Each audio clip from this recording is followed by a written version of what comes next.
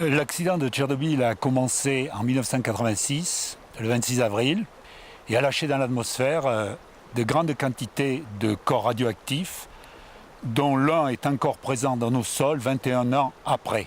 C'est le césium-137. Ce césium-137, il est produit par le réacteur qui casse pour fonctionner des noyaux d'uranium. Ça produit de nombreux morceaux radioactifs. Ce césium-137 est un de ces morceaux.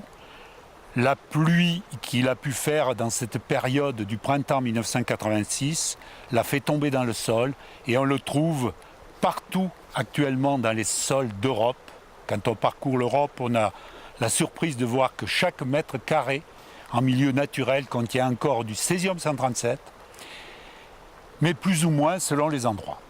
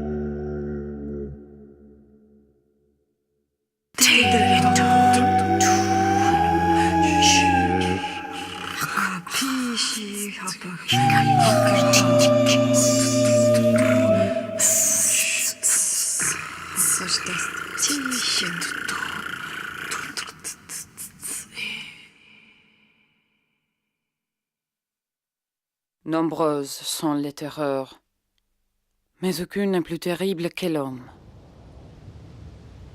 Il traverse la mer grisonnante, au souffle impétueux des automnes, dans les creux de flots mugissants.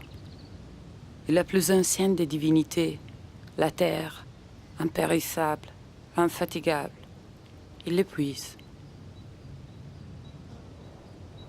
La sillonne de ses arrières, année après année, la laboure avec ses chevaux. La tribu des oiseaux à l'esprit léger, et les races de bêtes sauvages, et les créatures de profondeur de l'océan.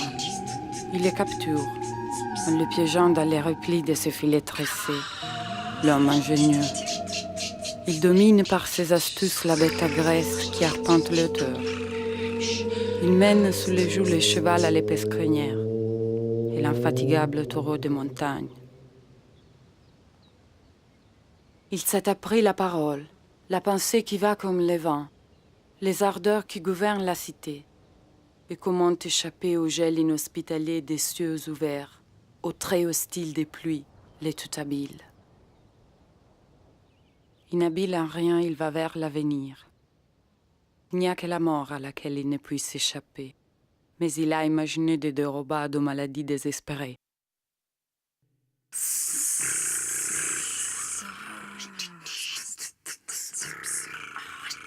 Comment se présente cette contamination radioactive au niveau du sol? Il y a, lorsque cette contamination est uniformément répartie, c'est-à-dire que chaque mètre carré présente à peu près la même contamination que le mètre carré d'à côté, mais il y a dans les Alpes quelque chose qui a été très surprenant, c'est de trouver localement des endroits où la contamination est absolument énorme.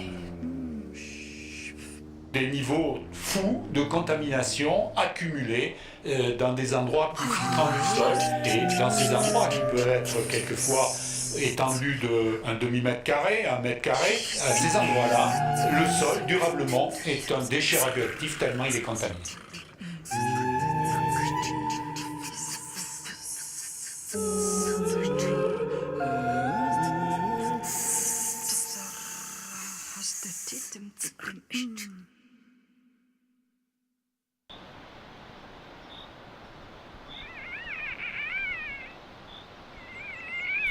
Le hêtre est un arbre érigé, c'est-à-dire les branches redressées vers le haut.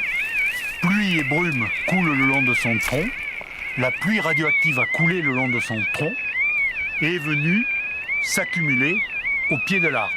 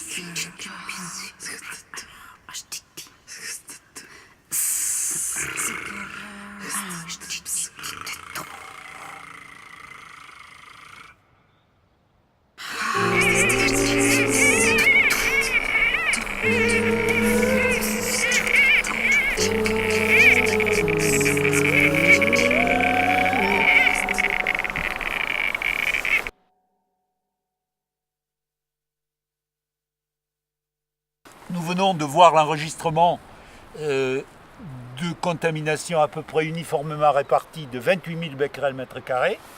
Puis nous avions trouvé une accumulation de contamination dont on voit l'explication dans un creux entraîné par la neige fondante.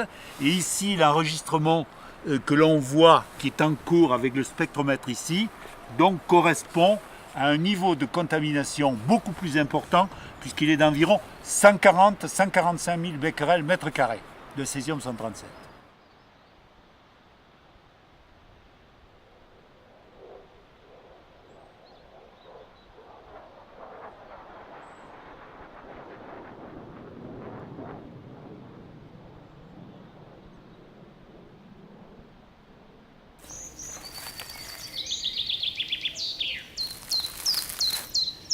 Alors, et dans le derrière du fauteuil, il a mis un spectromètre comme moi, sauf qu'il est encore plus fort. C'est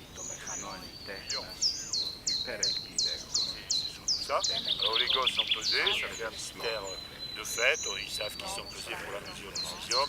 Les gamins commencent à avoir des problèmes à partir de 30 becquerels par kilo et on mesure souvent 100, 200, 300, 400, 500. Les gamins commencent à avoir des problèmes de santé à partir de 30 becquerels par kilo. C'est-à-dire que chaque kilo de viande de leur organisme, de corps, de cœur, de cerveau, de poumon, de cheveux, de deuil et autres.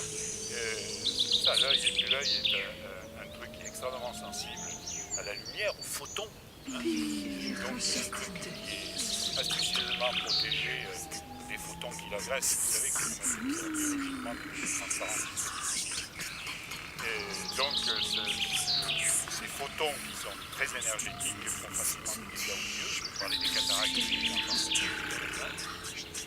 Et donc les gamins commencent à avoir des problèmes à partir de 30 becquerels par kilo et on mesure souvent 100, 200, 300, 400, 500.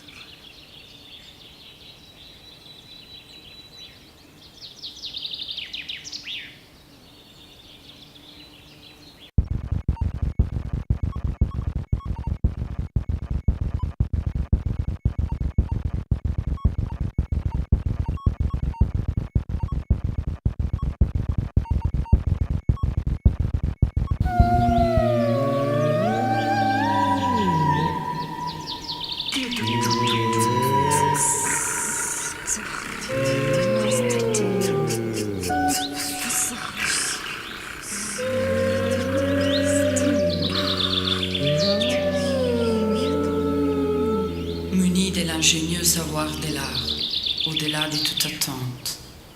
Tantôt vers le mal, tantôt vers le bien, il s'avance. S'il tisse les lois de sa terre, avec la justice que les dieux se sont jurés, il est au sommet de la cité. Mais il s'exclut de la cité s'il s'allie au mal, dans son audace, qu'il ne me côtoie jamais dans mon foyer, ni partage mes pensées, l'homme qui fait cela.